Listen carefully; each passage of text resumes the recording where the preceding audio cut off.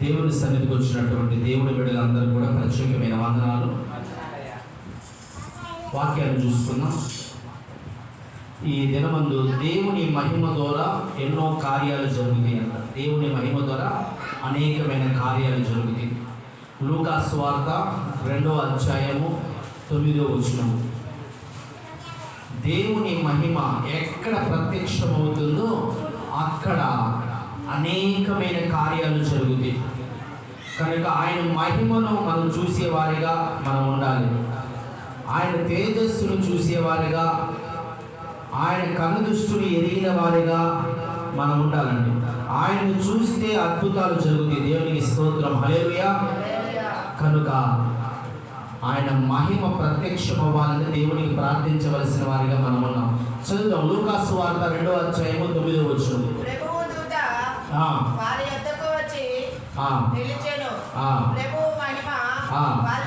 ప్రభు మహిమ వారి చుట్టూ ప్రకాశించినందున వారి మిక్కిలి భయపడి, అయితే ఆ దూత భయపడకుడి, ఇదిగో ప్రజలందరికీ కలుగబోవు మహా సంతోషకరమైన సువర్తమానమును నేను తెలియజేయుచున్నా. దేవునికి స్తోత్రం, హల్లెలూయా. ఇక్కడ గమనించాలండి, దేవుని దూత అక్కడ గొర్రెల కాపరి యుద్ధ ప్రత్యక్షమైందండి. ప్రత్యక్షమైన ఇక్కడ రాయబడిన సందర్భము, ప్రభు మహిమ వారి చుట్టూ ప్రకాశించినందున వారి మిక్కిలి భయపడింది. దేవుని మహిమ ఇంగ్లీష్లో గ్లోరీ అంటారు, హిబ్రూ భాషలో సెకీనా అంటారు. ఆమేన్, హల్లెలూయా. హిబ్రూలో సెకీనా, హిందూలో అయితే గ్లోరీ, ఇంగ్లీష్లో అయితే గ్లోరీ, తెలుగులో మహిమ అర్థాలు వస్తూ ఉంటాయి. గమనించాలి. ఇక్కడ దేవుని మహిమ ప్రకాశించినప్పుడు ఆ దేవుని దూత అక్కడికి వచ్చినప్పుడు అంట ఆ యొక్క గొర్రెల కాపర్లు భయపడుతున్నారండి. ఎందుకంటే ఆయన మహిమ ఉన్న చోట ప్రకాశం ఉందండి. చెప్పలేని వెలుగు అక్కడ ప్రకాశించింది. ప్రియ దేవుని బిడ్డలారా, ఆ ప్రకాశాన్ని చూసి పగటికి మించిన వెలుగు ఆ రాత్రి వేళ సమయంలో ఆయన మహిమ ద్వారా ప్రకాశించినందున ఆ గొర్రెల కాపర్లు భయపడుతున్నారండి. వెంటనే అంటున్నాడు, గొర్రెల కాపర్లు భయపడుతున్న సందర్భంలో అక్కడ దేవుని మహిమ నిలిచింది కనుక ఈ దేవాది దేవుడు అంటున్నాడు, ప్రజలందరికీ కలగబోవు మహా సువర్తమానము. ఆమేన్, హల్లెలూయా. అందరికీ సంతోషాన్ని ఇచ్చే ఒక సువర్తమానము వినబడుతుందండి.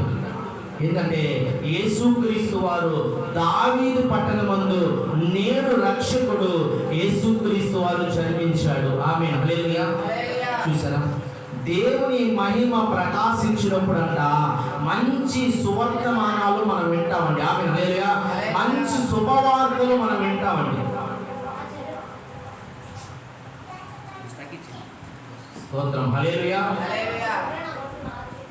కనుక మనం దేవుని మహిమను చూస్తే అద్భుతాలు చూడగలుగుతామండి, ఆశ్చర్యకార్యాలు చూడగలుగుతాం, మంచి వర్తమానాలు మనం వినగలుగుతామండి. ఆమేన్, హల్లెలూయా.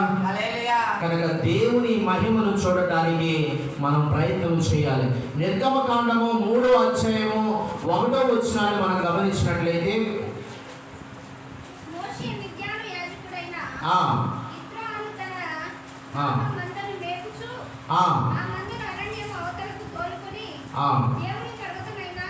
దేవుని పర్వతమైన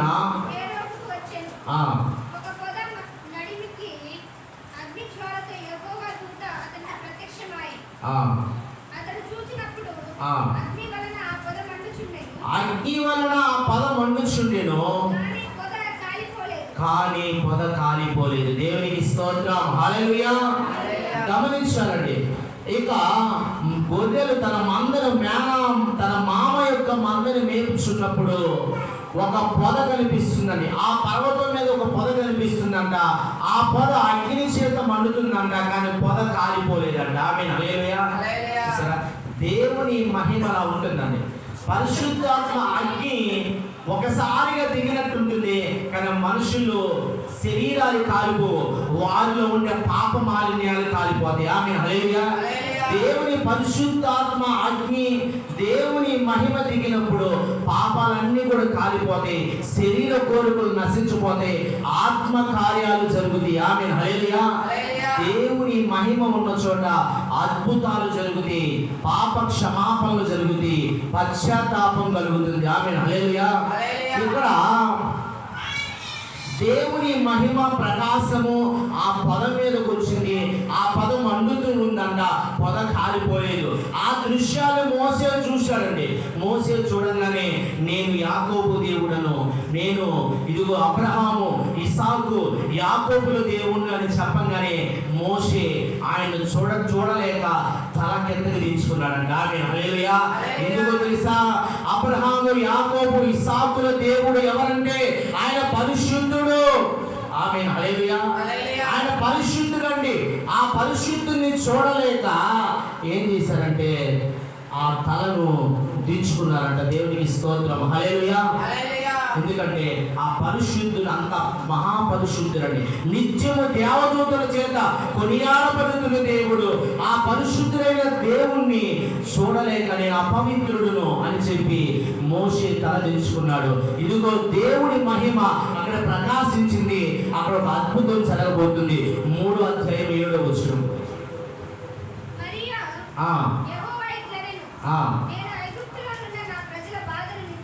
ఐగుప్తులో నా ప్రజల బాధలు నిశ్చయముగా నేను విన్నాను, చూశాను.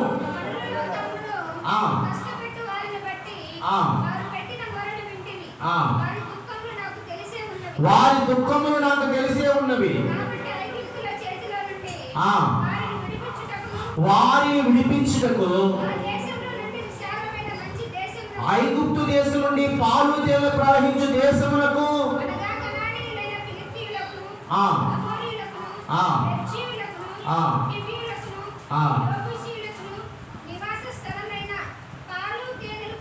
పాలు తేనెలు ప్రవహించు దేశానికి నేను తీసుకొని వెళ్తాను. ఆమేన్ హల్లెలూయా.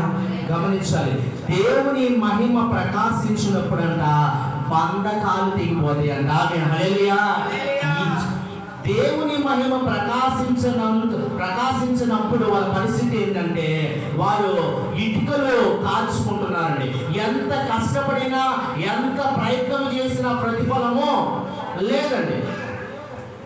పగలంతా కొయ్యి తెచ్చుకునేవాళ్ళు, మట్టి తెచ్చుకునేవాళ్ళు, ముద్ద చేసేవాళ్ళు, ఇటుకలు తయారు చేసేవాళ్ళు, ఎంత కష్టపడినా తగిన జీతం వారికి వచ్చేది కదండి. వెట్టి చాకిరీ చేయించున్నారంట. అక్కడ బంధింపబడి ఉన్నారు, బంధకాల్లో ఉన్నారు, శ్రమలో ఉన్నారు. ఎంత చేసినా వాళ్ళు కొడుతున్నారు, వాళ్ళు తిడుతున్నారు, అవమానపరుస్తున్నారు, మాట్లాడుతున్నారు. ఏం చేయాలో అర్థం కాని పరిస్థితి. వారి శ్రమలో దేవుని మొరపెట్టారు. ఇశ్రాయేలు ప్రజలు వారు కలిగిన బాధను బట్టి, శ్రమను బట్టి దేవునికి మొరపెట్టినప్పుడు దేవుడు వారి మొర విని ఆయన మహిమ అక్కడ ప్రకాశించింది అంటున్నాడు. వీరి బంధకాలు విడిపోతున్నాయి. ఆమేన్ హల్లెలూయా.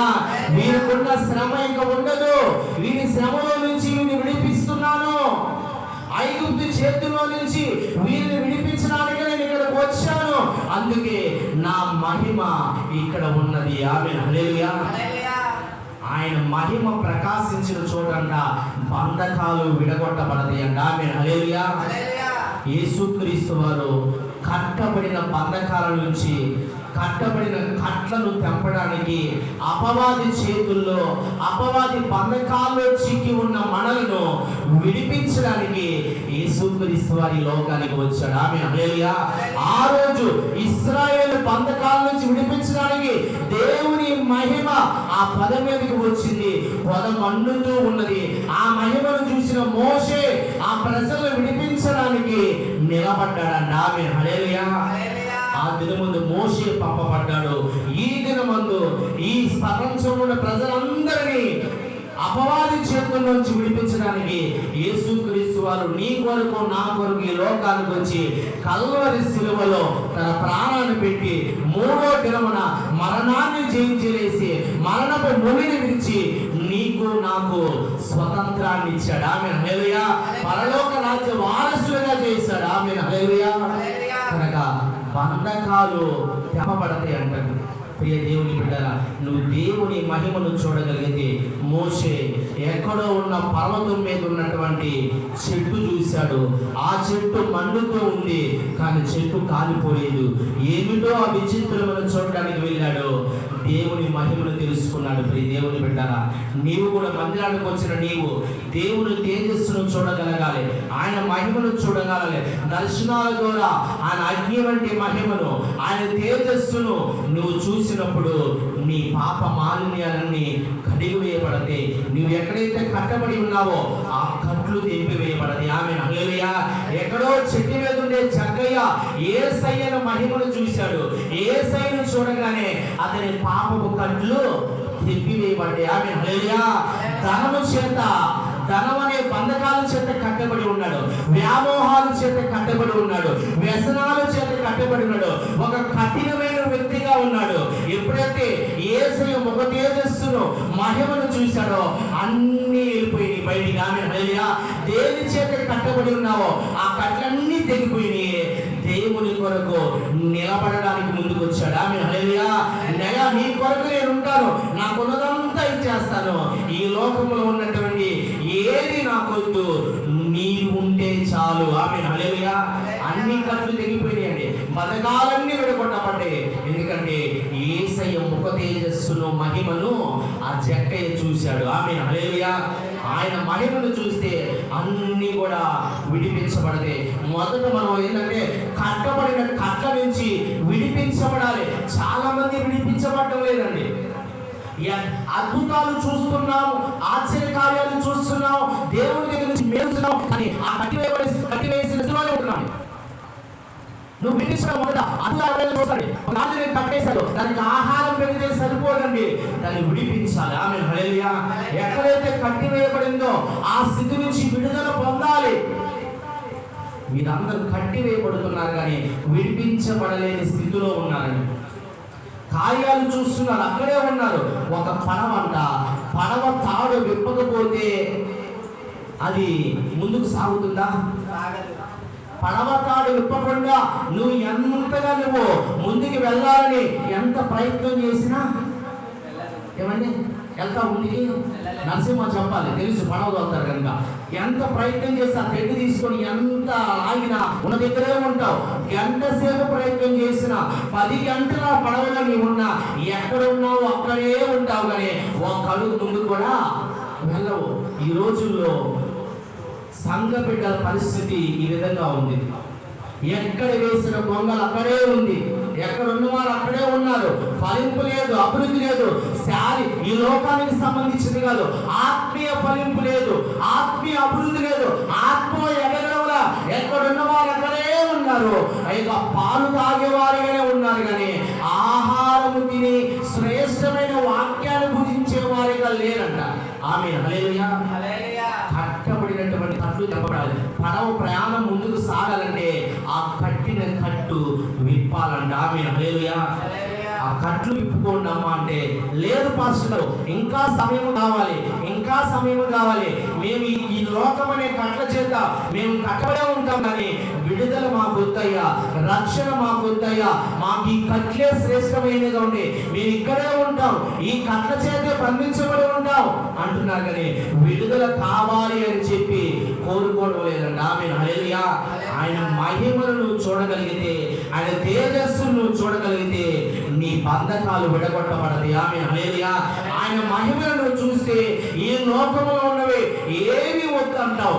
జక్కయ్య అటువంటి వ్యక్తి అన్ని విడిచి వదిలేశాడు. ఎందుకంటే దేవుని మహిమను చూడగలిగాడు, ఆయన తేజస్సును చూడగలిగాడు, ఆయన సృష్టికర్త, పరలోక రాజ్యాధిపతి అని తెలుసుకోగలిగాడు కనుక, ఆయన పరిశుద్ధుడు అని తెలుసుకోగలిగాడు కనుక ఈ పాపపు కట్లు నాకు వద్దు అని చెప్పి వాటిని తెంచుకొని యేసయ్య పాదాల చెంతకు వెళ్ళిపోయాడు. ఆమేన్ హల్లెలూయా. లోకము నుంచి వేరుగా జీవించాలి. లోకములో నీవు ఉంటే లోకము దేవుడు రెండు కావాలంటే కుదరదండి. లోకానికి వేరుగా క్రైస్తవులు జీవించాలంట. లోక పద్ధతులకు వేరుగా, లోక ఆచారాలకు వేరుగా, లోక నటన జీవితానికి వేరుగా జీవించాలి క్రైస్తవులు. ఆమేన్ హల్లెలూయా. లోకములో ఉండాలి, కానీ లోకములో నడవాలి కానీ లోకాన్ని అంటించుకోకూడదంట. ఆమేన్ హల్లెలూయా. తామర పువ్వు బురదలో ఉన్నప్పుడు కూడా ఆ పువ్వు అంట బురదను అంటించుకోదంట. ఆమేన్ హల్లెలూయా. శ్రేష్టముగా ఉంటుంది, పైన ప్రకాశంగా ఉంటుంది. లోకములో మనం జీవిస్తున్నా కానీ లోకం అనేది మనలో రాకూడదండి. ఇదిగో నీటి మీద పడవ ప్రయాణం చేయాలి, కానీ ఆ నీరు పడవలోకి వస్తే పడవ మునిగిపోతుంది. లోకములో నువ్వు జీవిస్తూ ఉండాలి. ఆ లోకమనే బురద, లోకమనే నీరుని నీ పడవలో కానీ నువ్వు ఆహ్వానించుకున్నావు అనుకో, ఏదో ఒక రోజు నీ నావ మునిగిపోతుందంట. ఆమేన్ హల్లెలూయా. ఏదో ఒక రోజు నీ కుటుంబ నావ, నీ స్థితిగతులనే నావ మునిగిపోయి లోకంలో కలిసిపోతావు. ప్రియ దేవుని బిడ్డ, ఇంకా నువ్వు కనిపించవు, పూర్తిగా లోకమే నీలో కనిపిస్తుంది. ఆమేన్ హల్లెలూయా. క్రీస్తులో నువ్వు ఉంటే, లోకాన్ని విడిచిపెట్టి నీ ప్రయాణం క్రీస్తులో ఉంటే నీవు కనిపించవు, క్రీస్తే నీలో కనిపిస్తాడు. ఆమేన్ హల్లెలూయా. లోక ప్రయాణం నువ్వు చేస్తే నీవు కనిపించవు, నీలో లోకమే కనిపిస్తుంది. ఆమేన్ హల్లెలూయా. మరి ఎవరు కనిపించాలి? నీలో క్రీస్తు కనిపించాలంటే ఆ బంధకాలను తెంచుకొని యేసయ్య చిత్తానికి లోపడి నీవు ఆయనకు అప్పగించుకుంటే నీ జీవితం మారిపోతుంది. ఆమేన్ హల్లెలూయా. యేసన్న గారు దేవుని మహిమను చూడగలిగాడండి. క్యాన్సర్ వ్యాధితో బాధపడుతూ అనేక సంవత్సరాల ఇబ్బందుల్లో ఉన్న ఆయన ఒకానొక రోజు కుటుంబ ప్రార్థనకి వెళ్ళి వస్తుండగా దేవుని మహిమను చూశాడంట. అగ్ని వంటి మహిమ ఒకసారిగా అగ్ని కణము ఆయన మీదకు వచ్చినట్టుగా అనిపించిందంట. ఆ మహిమను చూశాడు, ఆ తేజస్సును చూశాడు. అతలో ఉండే కట్లనే ఆ బంధకాలన్నీ తెంపివేయబడ్డాయి, ఆ బలహీనతలన్నీ వెళ్ళిపోయేవాడే. ఆయన స్వస్థత కలిగింది, విడుదల కలిగింది, తన జీవితం మారిపోయింది. ఆమేన్ హల్లెలూయా. దేవుని మహిమ నీ జీవితంలో నీలో ప్రకాశిస్తే బంధకాల నుంచి విడుదల పొందుకుంటావు. ఆమేన్ హల్లెలూయా. నువ్వు ఎక్కడైతే కట్టబడి ఉన్నావో ఆ కట్ల నుంచి విడుదల పొందుకుంటావు. దేవుని మహిమ ప్రకాశించకపోతే నీకు మార్పు రాదండి. నువ్వు ఇక్కడే ఉంటావు. నీకు మార్పు రావాలంటే మనుషులు మాట్లాడితే రాదు, కానీ దేవుడు మాట్లాడితే ఆటోమేటిక్గా నీకు మార్పు వస్తుంది. ఆమేన్ హల్లెలూయా. నీవు మారిపోతావు. ఎవరి మాట వినవో ప్రభు కొరకే జీవిస్తావు. ఆమేన్ హల్లెలూయా. కనుక దేవుని మహిమ ప్రత్యక్షమైన చోటంట బంధకాలు తెంచబడతాయి, తెగబడతాయి అంట. ఆమేన్ హల్లెలూయా. రెండో మాట, నిర్గమకాండము 14వ అధ్యాయము 21వ వచనం. నిర్గమకాండము 14వ అధ్యాయం, అందరికీ నిర్గమకాండము 14వ అధ్యాయం 21వ వచనం.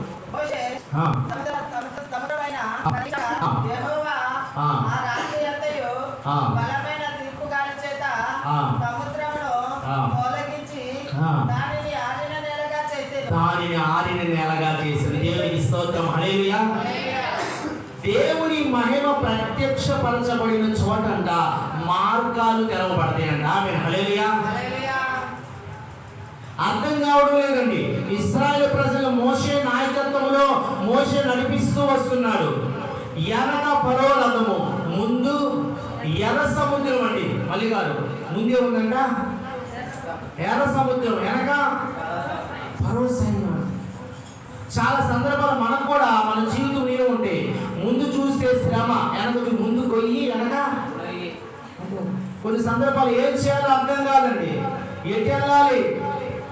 ఆర్థిక పరిస్థితులు, నిందలు, శరీర బలహీనతలు, కుటుంబ సమస్యలు ఎన్నో ఉండే పాస్టర్ గారు. వేటిని తట్టుకోలేకపోతున్నాం. ఎటు వెళ్ళాలో అర్థం కావడంలా, ఈ పరిస్థితి నుంచి బయటకు ఎలా రావాలో అర్థం కావడం లేదు అన్న పరిస్థితిలో ఉంటామండి. కానీ దేవుని మహిమను, ఆయన మందిరానికి వచ్చి ఆయన మహిమను నువ్వు చూడగలిగితే, ఆయన సత్యాన్ని తెలుసుకోగలిగితే నీ ఎదుటంట బయటపడే మార్గాలు దేవుడే తెలుస్తాడంట. ఆమేన్ హల్లెలూయా.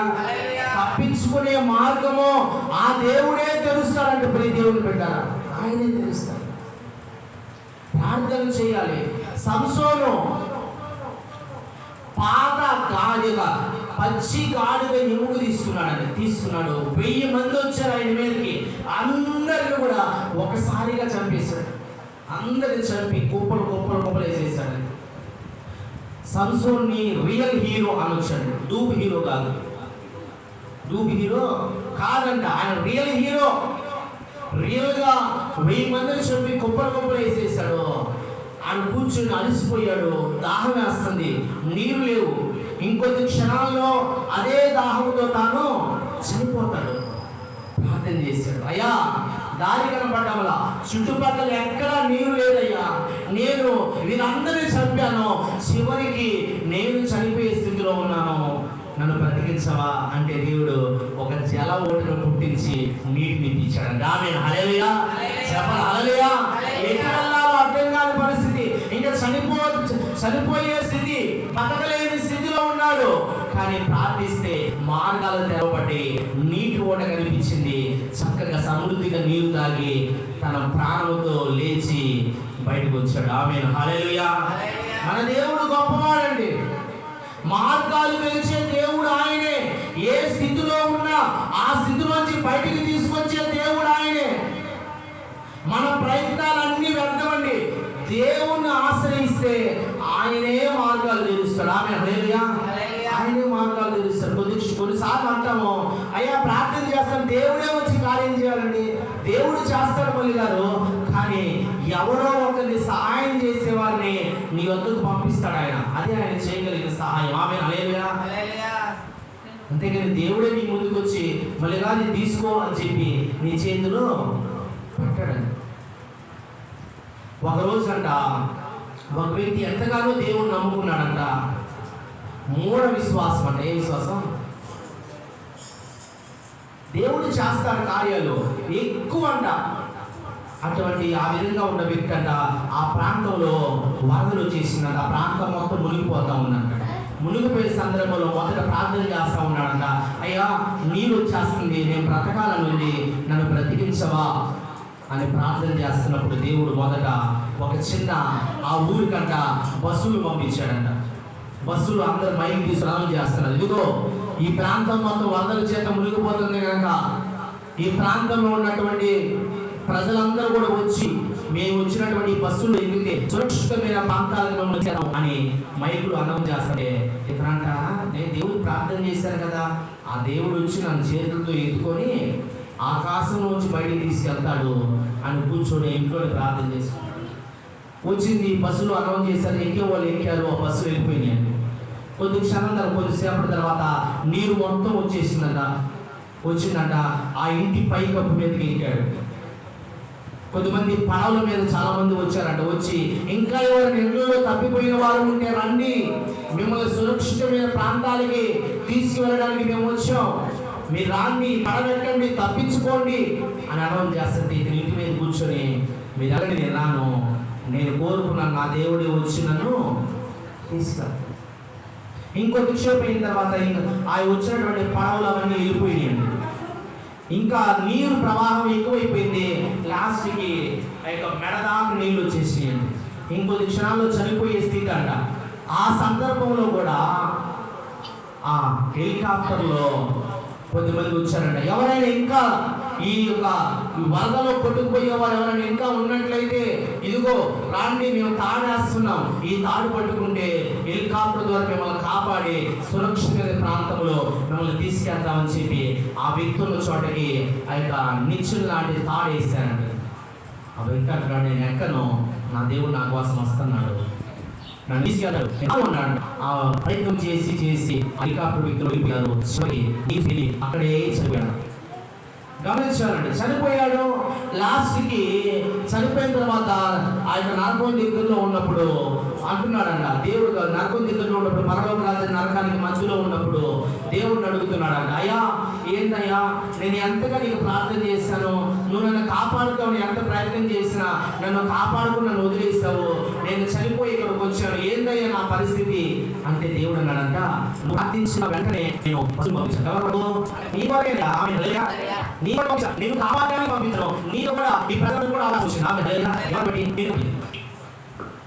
తర్వాత మళ్ళా నువ్వు ప్రార్థన చేస్తుంటే నేను పడవలు పంపించాను, ఎవరిని బట్టి? నిన్ను బట్టి నువ్వు ఉపయోగించుకోవాలా.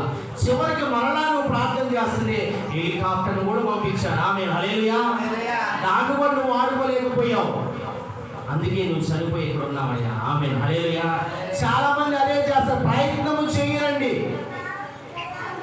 ప్రార్థన చేయాలి,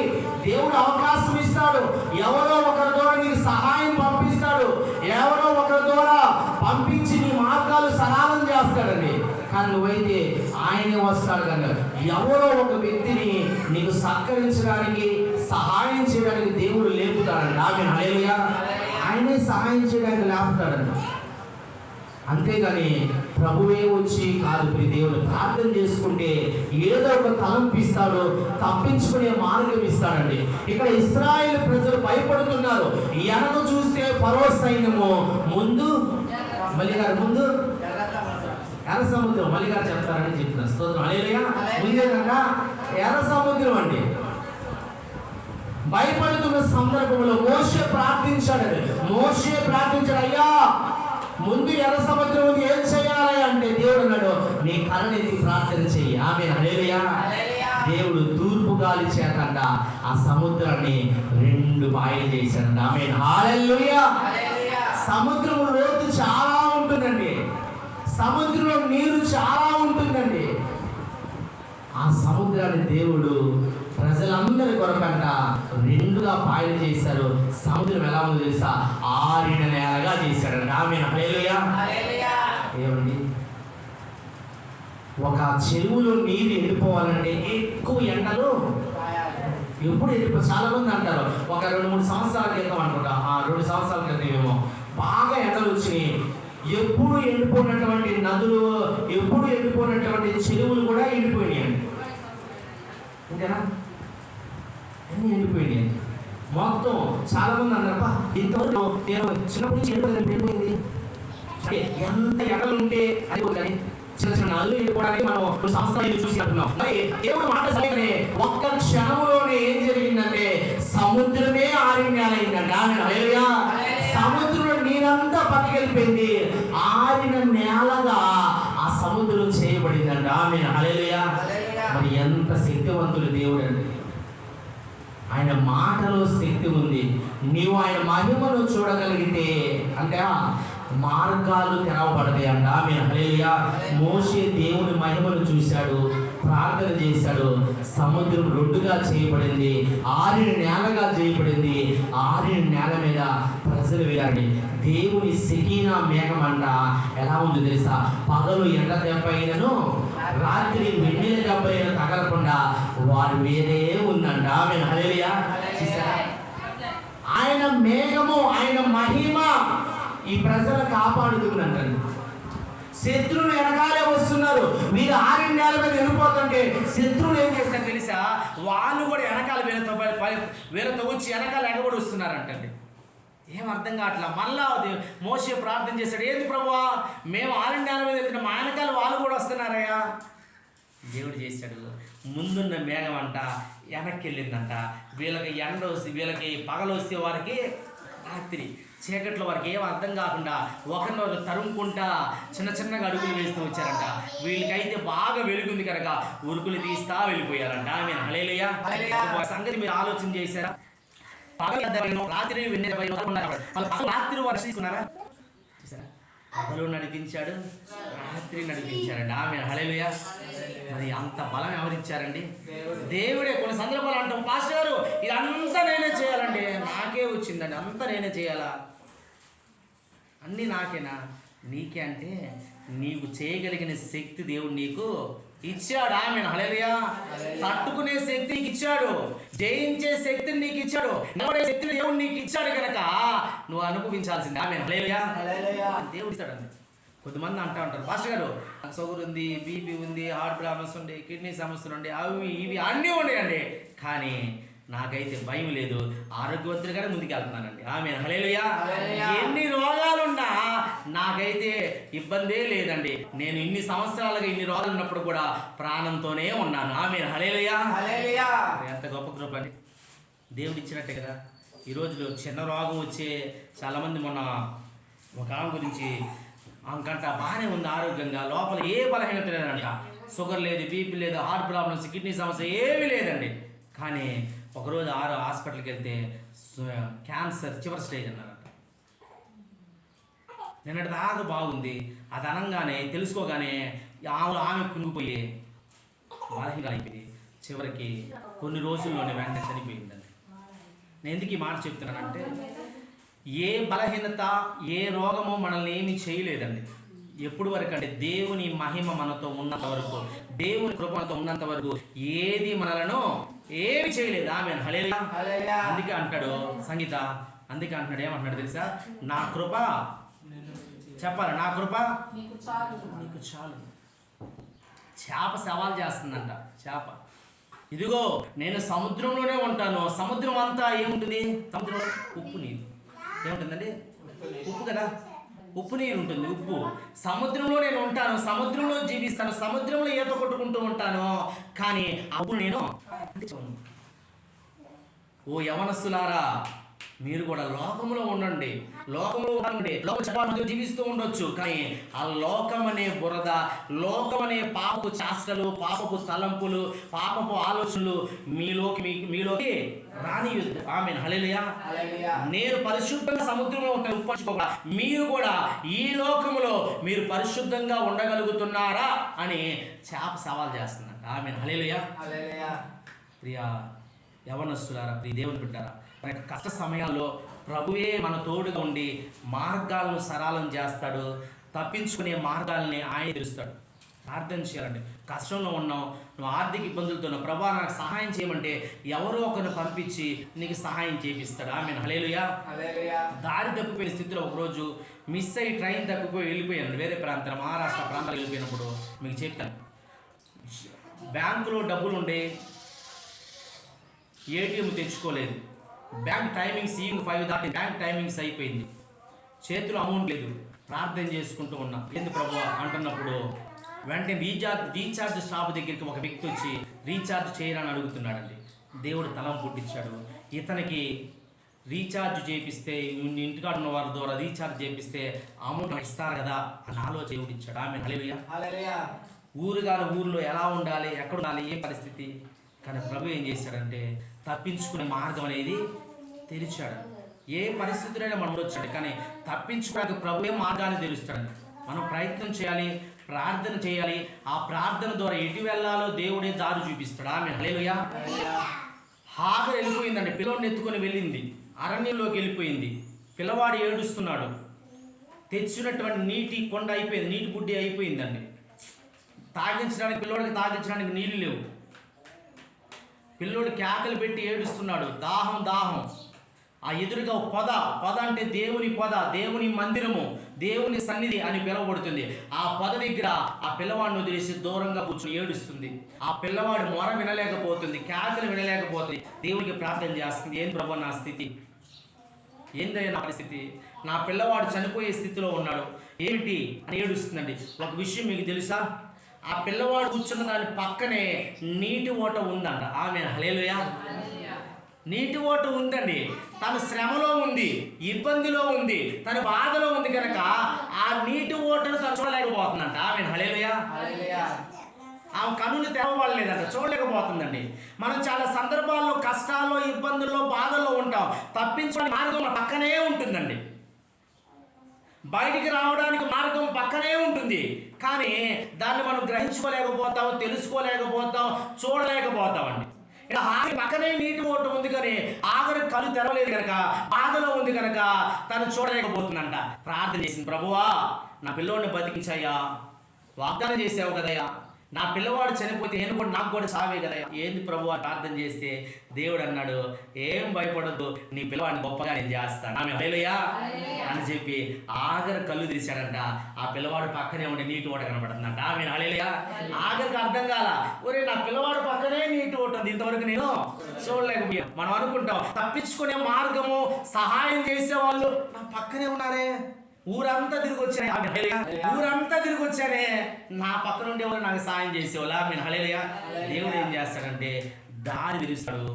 దేనికోసం ఇది ఎత్తుకుంటున్నావో అది ఎక్కడుందో దేవుడు నీకు తెలియపరుస్తాడు. ప్రార్థన చేయాలండి. ప్రార్థన చేస్తే మార్గాలు తెరవబడతాయి. దేవుని మహిమ ప్రకాశించిన చోట అంట మార్గాలు తెరవబడతాయి అంట. దేవుని మహిమ ప్రకాశించడం అంటే నీవు దేవునికి దగ్గరగా ఉండి పరిశుద్ధ జీవితం కలిగి ఆత్మీయంగా జీవిస్తున్నట్లయితే దేవుని మహిమ నీ మీద ప్రకాశిస్తుంది. అప్పుడు ఆటోమేటిక్గా మార్గాలు అన్నవి తెరవబడతాయి. మూడో మాట, నిర్గమకాండం 40:34. నిర్గమకాండము 40:34. అప్పుడు మేఘము ప్రత్యక్షపు గుడారమును కమ్మగా యెహోవా తేజస్సు మందిరమును నింపెను. ఆ మేఘము మందిరము మీద నిలుచుట చేత మందిరము యెహోవా తేజస్సుతో నిండెను కనుక మోషే ప్రత్యక్ష గుడారంలోనికి వెళ్ళలేకుండాను.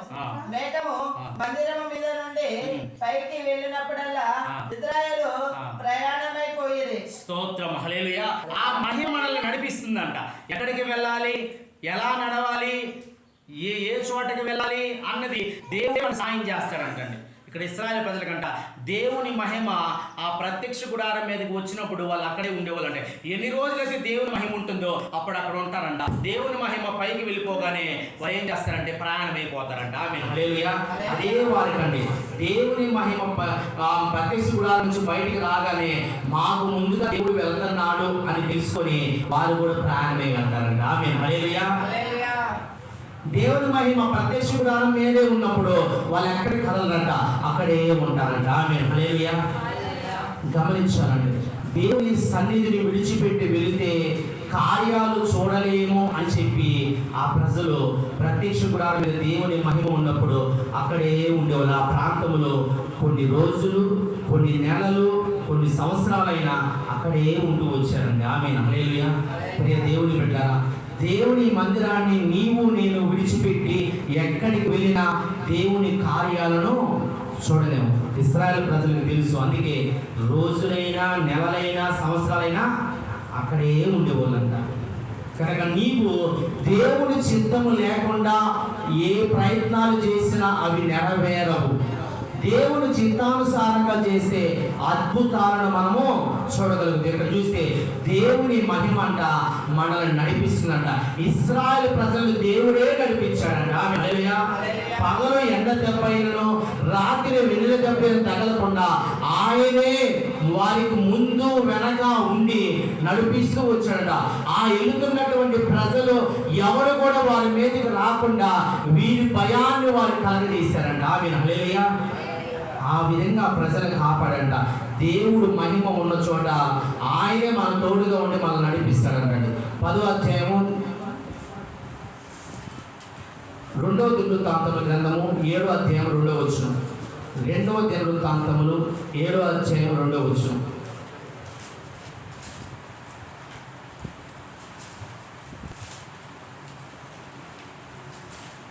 ఇక్కడ ఏమని రాయబడి ఉందంటే 2వ దినవృత్తాంతములు 7:2 దేవుని మహిమ ప్రకాశించినప్పుడంట మనం ఆరాధికులుగా అయిపోతామంట. హల్లెలూయా.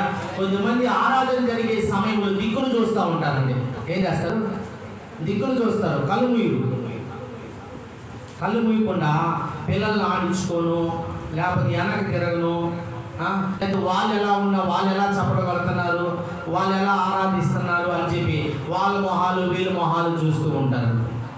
వాళ్ళు ఎలా గంతులేస్తున్నారు అని చెప్పి వాళ్ళ వీళ్ళు చూస్తూ ఉంటారు. దాని అర్థం ఏంటంటే వారు అలా ఉన్నారంటే దేవుని మహిమ వాళ్ళ మీద ప్రకాశించేదని, వారికి దేవుని మహిమ విలువ వారికి తెలియదని. ఎవరి మీద అయితే దేవుని మహిమ ప్రకాశిస్తుందో వారు వాళ్ళని వారే మర్చిపోయి ఆరాధికులుగా అయిపోతారంట. ఆమేన్, హల్లెలూయా. వారికి తెలియదు. ఆత్మచేత నింపబడి ఆరాధనలో ఏకీభవించి ఆత్మలో ఆనందిస్తూ దేవుడు వారికి ఇచ్చిన స్వరాన్ని బట్టి గట్టిగా పాటలు పాడుతూ దేవుని ఆరాధిస్తారంట. ఆమేన్, హల్లెలూయా. ఎందుకంటే దేవుని మహిమ వారి మీద ప్రకాశించబడింది కనుక. దేవుడు నిన్ను తాకకపోతే నువ్వు కళ్ళు మూయవు, ఆరాధించవు, ఆరాధనలో ఏకీభవించవు, ఆత్మను పొందుకోలేవు. ఆమేన్, హల్లెలూయా. కనుక దేవుని మహిమ నీ మీద ప్రకాశిస్తే నువ్వు ఆరాధన చేసి బిడ్డగా మారిపోతావు. ఆమేన్, హల్లెలూయా. నిర్గమకాండం 36వ అధ్యాయము 3వ వచనం. నిర్గమకాండము 36వ అధ్యాయము 3వ వచనం 6-7.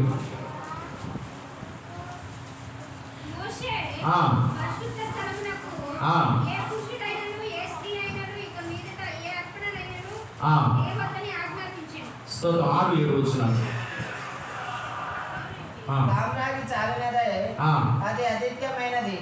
దేవుని సన్నిధికి చాలినదే అది అధికమైనది.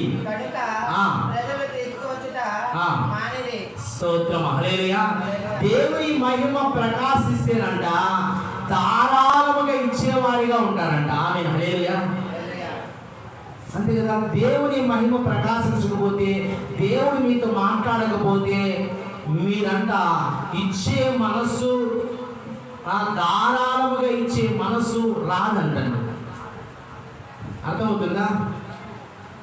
దేవుని మహిమ ప్రకాశించిన చోటంట ధారాళముగా ఇచ్చేవారుగా, సమర్పించేవారుగా ఉంటారంట. దేవుని మహిమ ప్రకాశించకపోతే ఎన్ని మేలు పొందుకున్నా, ఎన్ని కార్యాలు చేసినా దేవుడు మీకంట ఇచ్చే మనసు అనేది రాదంట. ఇక్కడ ఈ ప్రజలంట మేము మందిరం కడుతున్నాము, దేవుని సన్నిధికి సత్కరించండి అనగానే ప్రజలంట వారి ముక్కువి, చెవులకుండే చెవు కమీలు, మెడలో ఉండే కాళ్ళకుండే కడియాలు, చేతులకుండేవి అన్ని ఉంగరాలు అన్నీ తీసుకొని వచ్చంట దేవుని సన్నిధిలో పొమ్మరించారంట. ఆమేన్, హల్లెలూయా. అర్థమవుతుందా? ఎందుకు అలా చేశారో వాళ్ళకి తెలుసు. ఐగుప్తు నుంచి వచ్చేటప్పుడు దేవుడు చెప్పాడు, అయ్యా మాకు బంగారం లేదయ్యా, ముక్కు ఖాళీగా ఉందయ్యా, చెవులు ఖాళీగా ఉన్నాయ్యా, కాళ్ళు ఖాళీగా ఉండే, చేతులు ఖాళీగా ఉండే అంటే దేవుడు అన్నాడు, నీ ఇరుగు పొరుగు వారి దగ్గరికి వెళ్ళండి, వారి దగ్గరికి వెళ్ళి అమ్మా మేము మా దేవుని ఆరాధించడానికి వెళ్తున్నాం, మీ చెవులకు ఉండేది ఇవ్వండి, మీ ముక్కులకు ఉండేది ఇవ్వండి, మీ మెడలో ఉండేది ఇవ్వండి అని తీసుకొచ్చుకున్నాడు. ఎందుకు అలా అంటే మిమ్మల్ని వారు చాలా మోసం చేసి మీ కష్టానంతా వాళ్ళు తిన్నారు కదా, ఏం కాదులే తెచ్చుకోండి. వెంటనే వాళ్ళ దగ్గర అంతా తెచ్చుకొని మెడకి ముక్కులు ధరించుకొని చక్కగా వచ్చారండి. ఇప్పుడు దేవుడు అడుగుతున్నాడు, మందిరానికి సహకరించగలరా? ఇది దేవుడు ఇచ్చిందే కదా, నా దేవుడు ఇచ్చింది నా దేవునికి ఇవ్వడానికి నాకెందుకులే అని చెప్పి దేవుని సన్నిధికి సమర్పించాడు. దేవుడు ఇచ్చాడు ఆ మనసు. ఈ రోజుల్లో చాలా మంది అనుకుంటారు, ఇదిగో దేవుడు నాకు ఆరోగ్యాన్ని ఇచ్చాడు కనుక నేను కష్టపడ్డాను, ఆరోగ్యాన్ని ఇచ్చాడు కనుక నేను పని చేస్తున్నాను, కనుక దేవుడు ఇచ్చిన ఆరోగ్యం ద్వారా నేను సంపాదించుకున్నాను, దేవుడు సన్నిధికి ఇచ్చేవారిగా ఉంటాను అనే మనసు రావాలంట. ఆమేన్, హల్లెలూయా. అది దేవుని మహిమ మీ మీద ప్రకాశించినప్పుడు, దేవుడు తేజస్సు ప్రకాశించినప్పుడు మీకు అటువంటి మనస్సు కలుగుతుందంట. ఆమేన్, హల్లెలూయా. లేకపోతే ఏమి కలగదంట. కనుక ప్రియ దేవుని బిడ్డలారా, దేవుని మహిమ ప్రత్యక్షపరచబడినప్పుడు బంధకాలు విడగొట్టబడతాయి. దేవుని మహిమ ప్రత్యక్షపరచబడినప్పుడు మార్గాలు తెరవబడతాయి. దేవుని మహిమ ప్రత్యక్షపరచబడినప్పుడు ద్వారాలు తెరవబడతాయి. దేవుని మహిమ ప్రత్యక్షపరచబడినప్పుడు ఆ మహిమే మిమ్మల్ని నడిపిస్తుందంట. ఆమేన్, హల్లెలూయా. దేవుని మహిమ ప్రత్యక్షపరచబడినప్పుడు మీరు ఆరాధికులుగా మారిపోతారంట. దేవుని మహిమ ప్రత్యక్షపరచబడినప్పుడు మీరు దాతృత్వము కలిగి ఇచ్చేవారిగా అయిపోతారంట. ఆమేన్, హల్లెలూయా. దేవుని మహిమ ప్రత్యక్షపరచబడకపోతే మీరు ఏమీ చేయలేరంట. ప్రియ దేవుని బిడ్డ, చివరి మాట చెప్పి ముగించేస్తాను. జకర్యా గ్రంథము 2వ అధ్యాయం 5వ వచనం. దేవుని మహిమ ప్రత్యక్షపరచబడినప్పుడు అంట మనకి భద్రత కలుగుతుందంట. ఆమేన్, హల్లెలూయా. 2:5 వచనం జకర్యా గ్రంథం. దేవుడు అంటున్నాడు, ఇదిగో ఈ ప్రాకారముగా వారికి నేను తోడుగా ఉంటాను అంటున్నాడు. దేవుని మహిమ ప్రత్యక్షపరచబడితే నీ చుట్టూ దేవుడు తానే ప్రాకారముగా ఉంటాడంట. నువ్వు నడుస్తున్నప్పుడు, పరిగెడుతున్నప్పుడు, నువ్వు బస్సులో వెళుతున్నప్పుడు, ట్రైన్లో వెళుతున్నప్పుడు, నువ్వు బైక్ మీద వెళుతున్నప్పుడు, ఏ మార్గాల్లో వెళ్ళినా ఆయనే నిన్ను కాపాడతాడంట. ఆమేన్, హల్లెలూయా. ఒక ప్రాకారముగా ఉండి నీకు భద్రతనిస్తాడంట. పగలు ఎండ దెబ్బ, రాత్రి వెన్నెల దెబ్బలు తాగకుండా నిన్ను కాపాడతాడంట. నువ్వు వెళుతుండగా మార్గాల్లో తన దూతల్ని నీకు తోడుగా ఉంచుతాడంట. ఆమేన్, హల్లెలూయా. ఎప్పుడంటే ఆయన మహిమ ప్రత్యక్షత కలిగినప్పుడు. ప్రియ దేవుని బిడ్డ, ఇద్దరు పరిశుద్ధాత్మ దేవుడు మాట్లాడాడు. మరి ఆయన మహిమను నువ్వు చూడగలుగుతున్నావా? ఆయన మహిమ, గ్లోరీ, సెకీనా అంటే ఆయనే, ఆ తేజస్సులో ఉన్నది ఆయనే. ప్రియ దేవుని బిడ్డ, జకర్యా చూశాడు, తన జీవితం మారిపోయింది. యెషయా చూశాడు, తన జీవితం మారిపోయి దేవుని సేవకు తను తానే అప్పగించుకున్నాడు. ప్రవక్తలు చూశారు, అనేకులు దేవుని తేజస్సును చూసి వాళ్ళ జీవితాలు సమర్పించుకున్నారు. అపోస్తులు చూశారు, చనిపోయే సమయంలో స్తెఫను కూడా సింహాసనం ముందు దూతల చేత కొనియాడబడుతున్నటువంటి సింహాసనాసీనుడైనటువంటి ఆ దేవుడు కలిగాడు. వెంటనే క్షమాగుణం కలిగింది. స్తోత్రం, హల్లెలూయా. మరి ఆయన మహిమను చూడగలుగుతున్నావా? ఆయన ముఖ తేజస్సును చూడగలుగుతున్నావా? నిత్యము నీవు కళ్ళు మూసి ప్రార్థిస్తున్నప్పుడు ఆయన తేజస్సు నీతో ఉన్నదా? ఆయన మహిమ నీలో ఉన్నదా? ఒకసారి గమనించి ప్రార్థన చేసుకుందాం. ప్రభువా, నీ మహిమని మేము చూడగలిగితే మా జీవితాలు మారిపోతాయి. యెషయా చూశాడు, తన జీవితం మారిపోయిందయ్యా. జకరియా